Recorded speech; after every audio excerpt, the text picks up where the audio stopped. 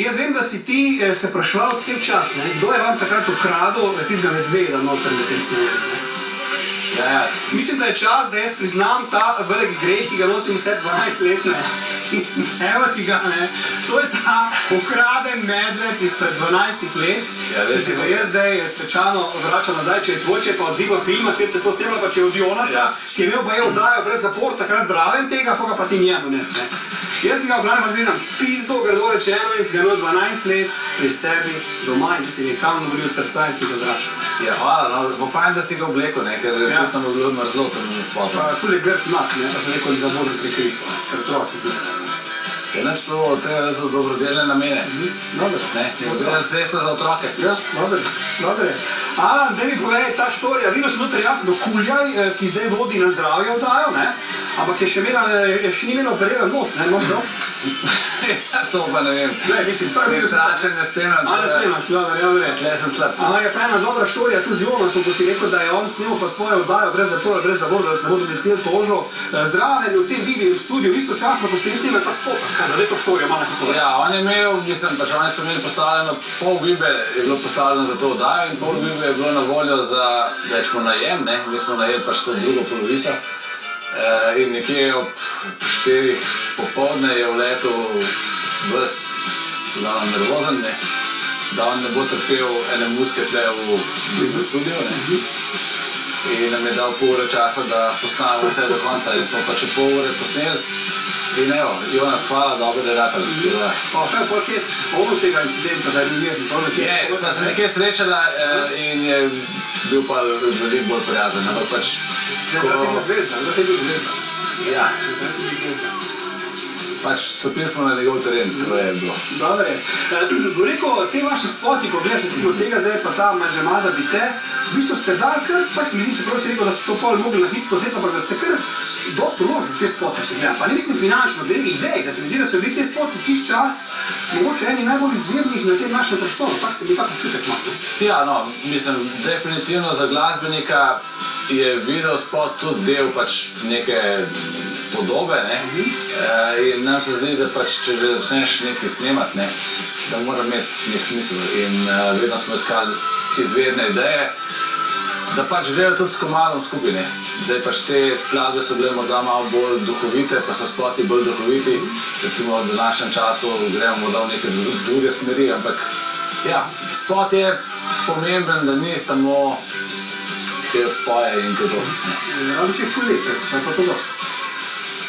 Razen če je Enrique Iglesias pa trpi zraven, Recimo, zdaj mu piko si da pa stran, to še bolj trpi. Ti očitno veš, veliko več pojasne. Ne, ti sem vprašaj. To kam reč, tebe so pa vrgnil solari pred tem spotom, kaj je tako črn bil faca, kaj se ga odbi črn, zakaj se ga to? Viš, ta Lil-Venovski sindrom se te je držal dejansko tebe tu, reparski sindrom, črnci.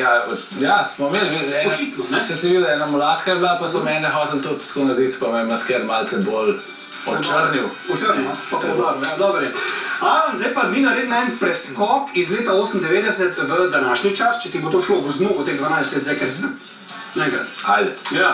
Vi namreč praznujete zdaj veliko 20-letnico in da mi nama ne bo slučajno na konc zmanjkalo časa, ti meni povej, kje vi pripravljate ta, bom rekel, krog, se mi zdi, da ta projekt se imenuje, vaš, ko boste ten spot zavrteli s tem slovom, nekaj malo se to zamešal, nisem.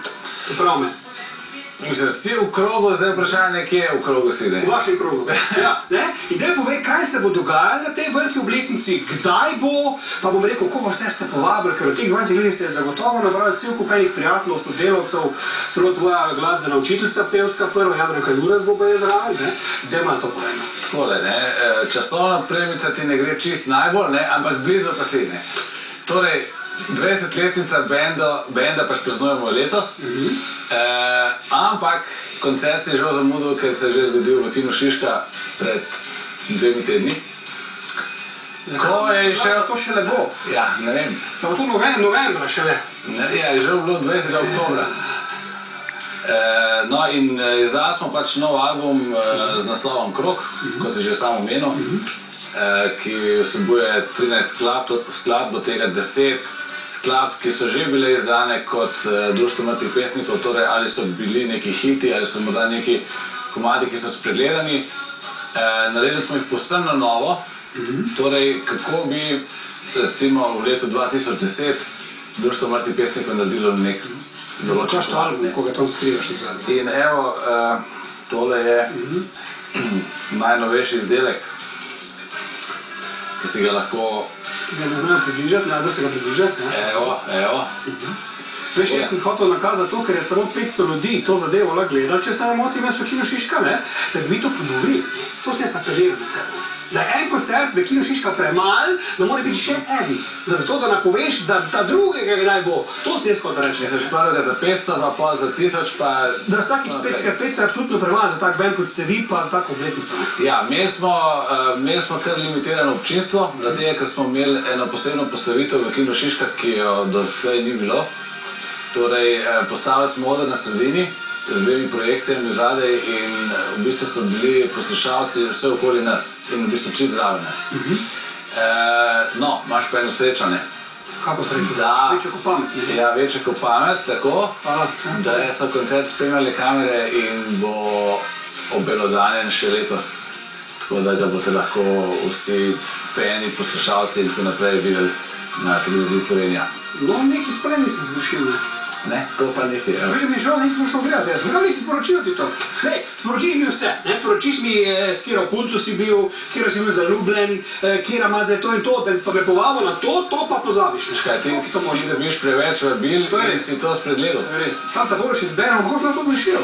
Nisem jaz zgrešil, ti si spregledal. Mislim, jaz zgrešil glih tega, ne? Ja. Moče pa Kino Šiška niti tega, ne? Ja. Mogoče si bil v Bežigradu, recimo, pa si... Nisi prišel do Šiške. Takrat je bilo to, kot Bežigrad bil. Morda. Alan, zdaj pa greva midva na pesmico Kisik. To je pa povej mi malo te pesmi, zdaj, kaj to doveš, to je pa malo večja zadeva, ni čisto, bom rekel, z teh rabim časa, ne? Ja, to je pa ta premor, ki si ga prej omenil, ne? Kjer se nam je zgodil tudi nek tak, bi rekel, miselni, glasbeni, kakršenkoli že preskok. Malo smo se prenovili v zasedbi, spoznali smo producenta Žareta Paka, s katerim smo 4 leta pilili album Vojna in mir, na kateri je tudi ta skladba Kisik. Se tudi roman je ful dolgi, ne moš to narediti v enem teku. Tako, ne, mora biti pač... Ja, to pa, v filmu Woody Allena Love and Death, ko je hodil zaklad, ne, nastavil roman Vojna in mir, pa je rekel, nič ne gre čez Vojna in mir. Ker se znamo, da je res debela knjiga to. In mi je jasno, zakaj je treba tako dolgo. Ja, anekdota je v bistvu, da naši someščani Dan D, ne, so tudi Žaretom snemali, ne ta album zdaj, ampak en prejšnji, 3 leta in pol. In smo se jim smejali, da kako lahko snemaš album 3 leta in pol. Smo jih mi presegali. Tako da je bil pa to en tak, bi rekel, in za band, in za našo publiko je bil en tak preskok. Šli smo malo bolj v rockerske vode, ali pa recimo bolj tehtne skladbe in smo se zelo fajn počutili v tej zgodbi. Bila je to zelo uspešna, ki je pa prinesla to, da smo danes po 20 letih v krogu. Jaz bom skočil zdaj v ta krog, če dovoliš. Malukno lahko skočim, da moram preskočiti.